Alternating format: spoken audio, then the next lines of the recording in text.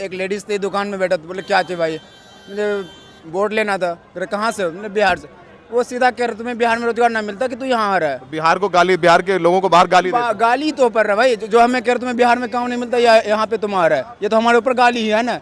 ये हमारे ऊपर नहीं, पूरे बिहार के ऊपर गाली है, सरकार के ऊपर गाली, क्योंकि सरकार बदलेगा तभी जाके होगा, जनसुराज आएगा तभी जाके होगा, ऐसे दूसरा भाई आपने बताओ, आप इस बार वोट देंगे कि नहीं देंगे? इस बार चुनाव वोट देंगे। इस बार छठ के लिए आ रहे हैं जो लोग हैं, वो किसको दे रहे हैं वोट? आप क्या करेंगे इस बार? क्या चाहते हैं कि बेहतर हो आपकी जिंदगी में बिहार में? देखिए, अगर किसी को लगातार आप सत्ता में रखते हैं, वो ताकतवर बन हो जाए, वो सोच लेता है कि मेरे अंदर ताकत है, मैं तो जीत ही लेता हूँ, जाने दे इसको, आने दे। कोई रोजगार नहीं, कोई रोजगार पे बात नहीं, तो बेरोजगारी पढ़ाई स्टूडेंट, हम खुद स्टूडेंट है, ग्रेजुएट है, अभी बीएड कर रहा हूँ।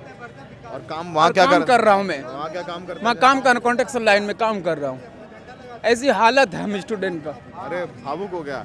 क्या मम्मी की कर याद सकते? आती है? मम्मी की याद आती है? बहुत याद आती है। अकेले बेटे हैं, बहुत दूर में रहते हैं। हम बिहारियों के लिए रोजगार जरूरत है, नेतागिरी कर करके हमें आपस में लड़ा दिया जाता है। हिंदू मुसलमान सिवा क्या जी, उसके सिवा कुछ नहीं हो रहा है हमारे देश में।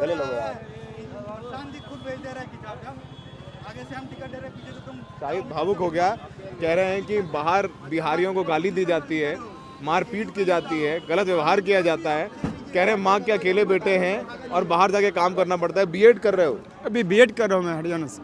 हरियाणा से बीएड भी कर रहे हैं, पढ़ाई भी कर रहे हैं और काम भी कर रहे हैं। ये बिहारियों का दर्द है कि बाहर जाके कमाना पड़ता है। अगर हमें यही रोजगार बिहार में मिल जाता, हमें पढ़ने का अवसर है, हमारे पास पैसे नहीं है, तो हम काम करके पढ़ सकते थे, कुछ अच्छा कर सकते थे, लेकिन हमें ऐसा कुछ अवसर नहीं है हमारे पास। ये फिलहाल बाहर जाने के ये आंसुओं का बोझ, ये आंसुओं का बोझ सरकार के ऊपर है। माँ की याद आई तो बोला मैं माँ का इकलौता बेटा हूँ और बाहर काम करता हूँ, और उनके आंखों में आंसू आ जाते हैं। ये आंसू इनके नहीं है, ये आंसू उस हर बिहार के युवा के हैं जो रोजगार की तलाश में बाहर जाता है, टिकट रिजर्वेशन नहीं मिलता है, बाथरूम के पास जो टॉयलेट है उसके अंदर घुस के जाता है, अभी गाली खाता है और फिर अपने गांव आता है और फिर उसे कुछ नहीं मिलता, फिर वापस जाता है घर बार। मैं दानापुर एक्सप्रेस से ही आ रहा हूँ, हालांकि इतनी भीड़ है गाड़ी में, रिजर्वेशन जनरल वाली हाल है।